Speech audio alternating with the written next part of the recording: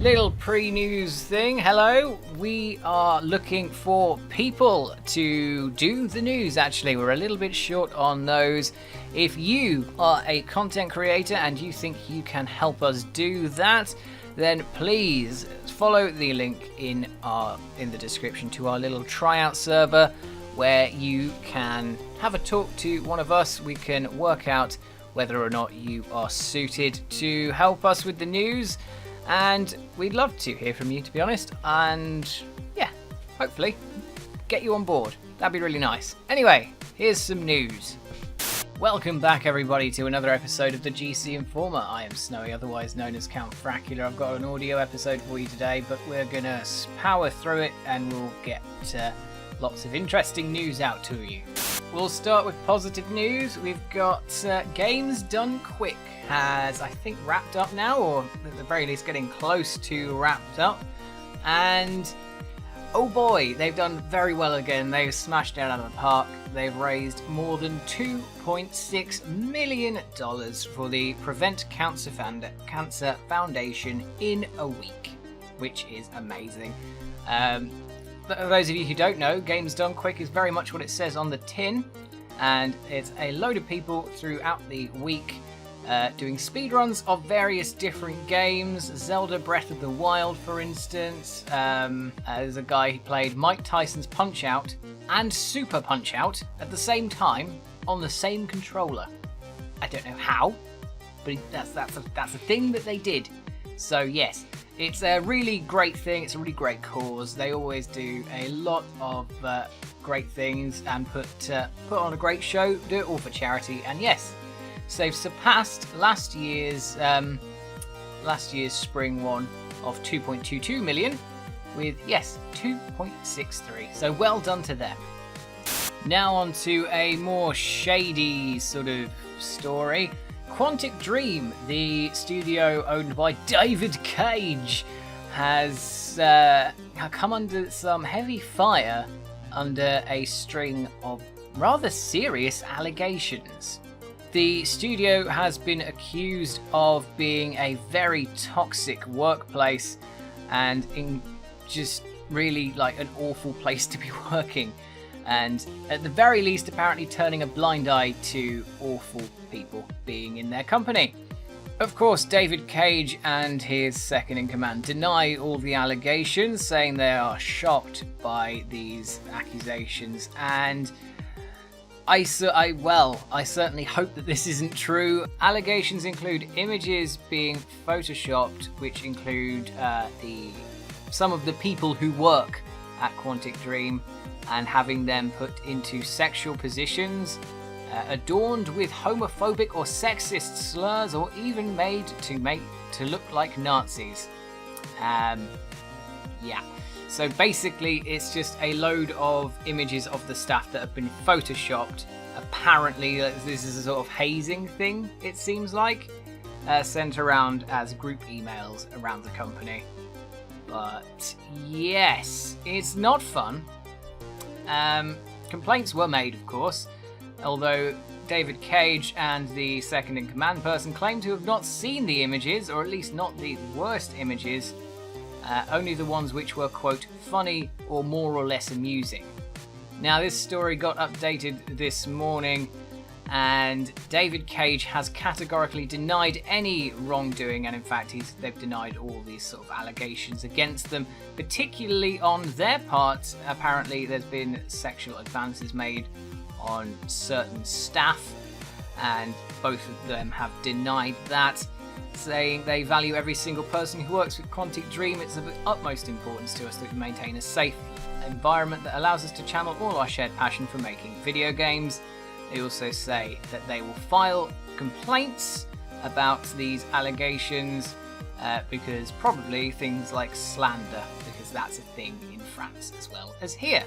In any case, I hope that it's not true, but if it is true, I hope that appropriate sanctions are given to the people responsible, as is the case with all of these kinds of things. And with that out of the way, let's move on. Destiny 2 has been very much in the spotlight for a lot of not the best reasons in recent months. It's a bit of a shame, really, and it seems that Bungie are trying to address that by giving a rather large list of improvements and trying to rein in the rather overbearing Eververse microtransaction shop. Of course, the Eververse thing isn't going anywhere, but it seems that they have recognised that there's a little bit of a problem. In a quote from Chris Barrett, the game director, "We recognise that the scales are tipped too far towards TES at the moment." I'm assuming that's like someone to do with the Eververse, like, I don't know.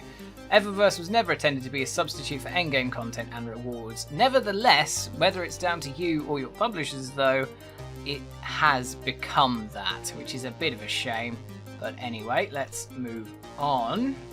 They've also said that a XP gain will be consistent regardless of how you have done it and how much you've done it. So obviously they're not going to be toning down the amount of XP you get it for doing activities repeatedly. Good, they're changing that.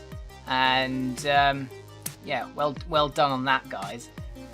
That's not a thing that you should be, shouting about like, hey, look at us, we're the good guys, but that's where we've got to.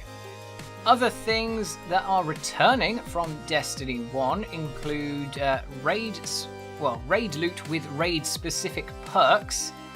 I don't actually know what that. I'm presuming it just means things that help in certain raids, probably.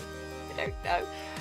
A new ghost will be added with raid-specific perks as well, and a robot vendor will sell raid-specific items directly for purchase.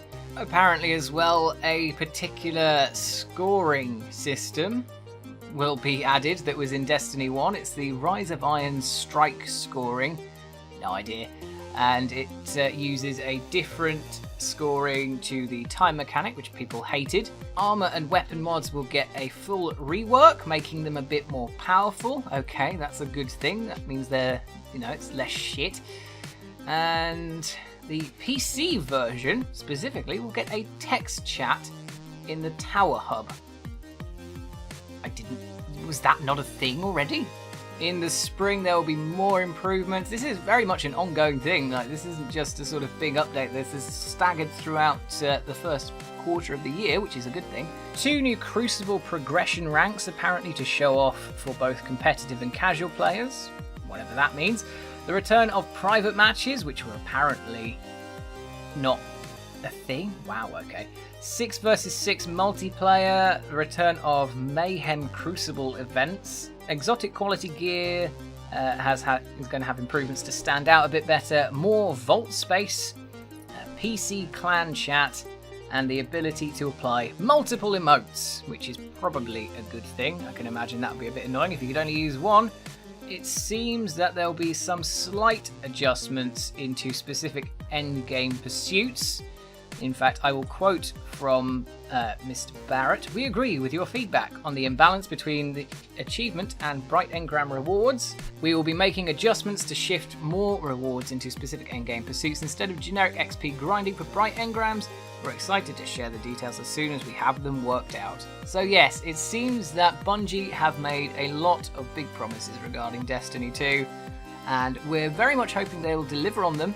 And hopefully it'll make the game a bit less of a boring grind fest, because for most of the people who play Destiny 2 in GameCast, that's basically what the end game is. It's a big grind fest and not very fun. So hopefully that'll change, and if any of those changes would get you back into the game, make you more interested, please leave me a comment. I'd like to know. And otherwise, I will wrap up the news. That brings us to the end, again, as I said, of another episode of the GameCast Informer. I hope you enjoyed it. If you did, give us a like, subscribe, or a share, whatever you fancy. Our social links are down in the description, along with a link to our Discord. As always, I have been Count Fracula. I will see you soon for more news and podcasts, and stay tuned to GameCast for all of your gaming needs.